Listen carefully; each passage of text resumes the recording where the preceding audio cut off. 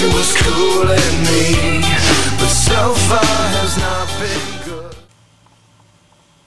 Hello and welcome to another 101 class. Today we're going to do a X-Men class. So sit down and welcome to Juggernaut 101.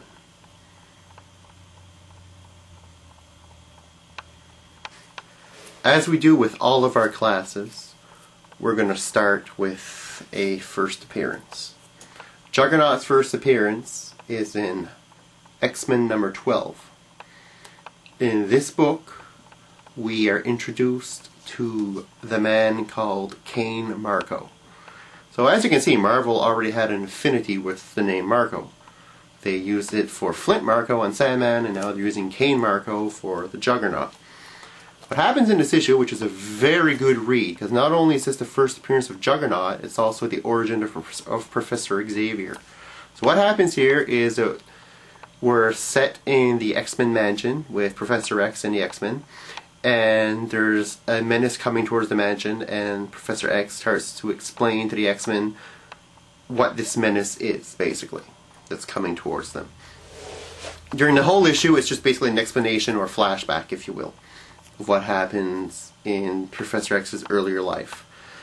And just to sum it up a bit for you, what happens is that Xavier's dad is a rich professor, scientist I should say actually, and one day there's a lab accident and he dies. But his partner, who consoles Xavier's mom, later on will marry Xavier's mom. Now, this partner, which is Dr. Marko, has a son called Cain. Cain Marko, who will later on become the Juggernaut. Cain's kind of like a bully, if you will, just kind of like the big brother you don't want to have, or the bully you don't want to meet in school. It's kind of weird. The way he is, the way he's drawn with his nose straight up and like a pig face type thing. Looks really like a bully. And what happens is Xavier doesn't like the guy, naturally, and he doesn't like Xavier. He always picks on him. So, for a few years, you know, there's big problems and whatnot in the family because there are two children, two stepbrothers that are together now that don't really like each other. In an eventuality, there's another accident at the lab, and Cain Marko's dad, who's now Xavier's stepdad, saves both of the kids, but he dies in the process. After that, there's a whole lot of resentment because Cain never really feels loved or anything like that because, well, he's a bully. So nobody really likes him.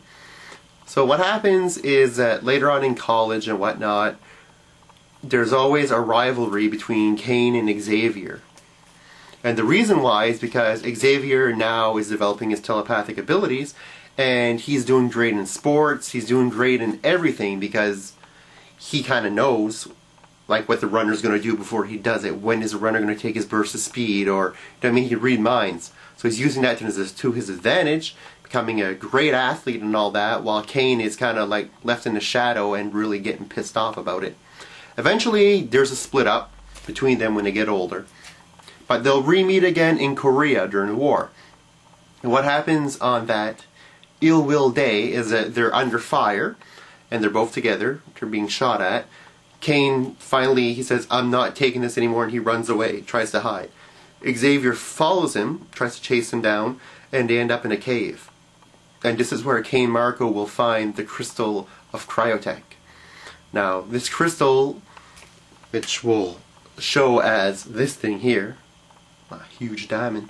So we'll say this is a crystal. And what happens is Cain finds a crystal in the cave, picks it up, reads the enchantment on it, and boom. He starts to transform, this stuff starts to all go around, and the temple kind of crumbles from on top of him.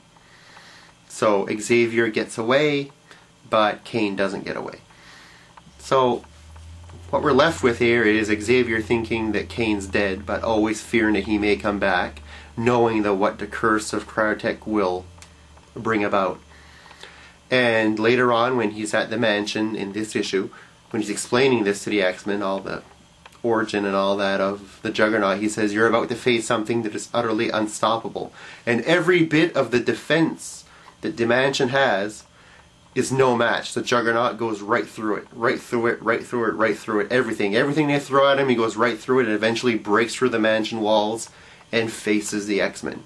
And faces Charles for the first time in years. Naturally, he's going to go to the mansion to attack Charles because he lived there. He knows that Charles is there and he wants his revenge on Charles now that he has the upper hand and he has the power. So basically, it's kind of a story of a sibling rivalry and the siblings that are brought together by two single parents to get together. If you will, they each have children, and the sibling rivalry that's just way above what you would normally see. Unless you're watching Jerry Springer. Now, what'll happen, Juggernaut will join the Brotherhood of Evil Mutants later on. He'll be friends with Magneto. He'll always try to get Charles back. And he wears a helmet over his head, as you can see. This helmet stops any kind of telepathic attack on him that Xavier would normally do. And the Juggernaut's known that once he's in motion, he cannot be stopped. That's why the slogan with this guy has always been, you can't stop the Juggernaut, or nothing stops the Juggernaut. Something that's interesting, in the first X-Men, in the Uncanny X-Men, right after number 12, number 13, the way they actually defeat him is that Angel will fly down, grab the mask, remove it, and then Charles will hit him with a telepathic psionic blast to render him unconscious. So that's kind of the way that they beat him the first time around.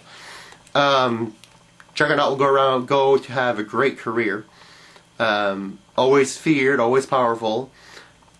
If you look at the comic books, the only time he was really stopped in his tracks was when actually it took a combination, if you will, of Magneto and Xavier to beat him, because the only person that actually beat him was Onslaught. So Onslaught did stop the Juggernaut once.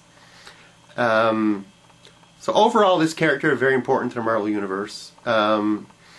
He got to be the way he is because he found a crystal in the cave, and this magic crystal gave him the powers. Not exactly the 2000 origins, you know, of what we see today, but, you know, this is the 60s, so that's what you get. He'll go on to be in the X-Men 3 movie.